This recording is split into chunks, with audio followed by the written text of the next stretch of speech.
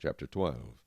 Now it came to pass, when Rehoboam had established the kingdom, and had strengthened himself, that he forsook the law of the Lord, and all Israel along with him. And it happened in the 5th year of King Rehoboam, that Shishak king of Egypt came up against Jerusalem, because they had transgressed against the Lord, with 1,200 chariots, 60,000 horsemen, and people without number, who came with him out of Egypt, the Lubim, and the Sukkim, and the Ethiopians. And he took the fortified cities of Judah, and came to Jerusalem.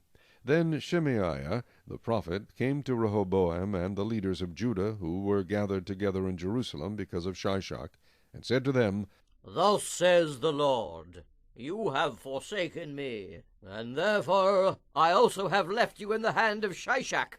So the leaders of Israel and the king humbled themselves, and they said, The Lord is righteous.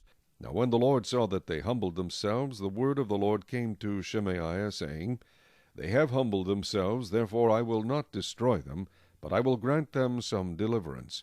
My wrath shall not be poured out on Jerusalem by the hand of Shishak. Nevertheless they will be his servants, that they may distinguish my service from the service of the kingdoms of the nations. So Shishak king of Egypt came up against Jerusalem, and took away the treasures of the house of the Lord, and the treasures of the king's house.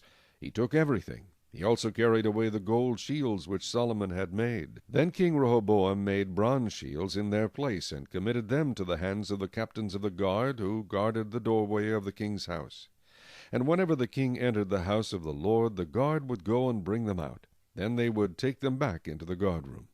When he humbled himself, the wrath of the Lord turned from him, so as not to destroy him completely, and things also went well in Judah. Thus King Rehoboam strengthened himself in Jerusalem, and reigned. Now Rehoboam was 41 years old when he became king, and he reigned 17 years in Jerusalem, the city which the Lord had chosen out of all the tribes of Israel, to put his name there. His mother's name was Naamah, an Ammonitess, and he did evil, because he did not prepare his heart to seek the Lord. The acts of Rehoboam, first and last, are they not written in the book of Shemaiah the prophet, and of Iddo the seer concerning genealogies? And there were wars between Rehoboam and Jeroboam all their days. So Rehoboam rested with his fathers, and was buried in the city of David. Then Abijah his son reigned in his place.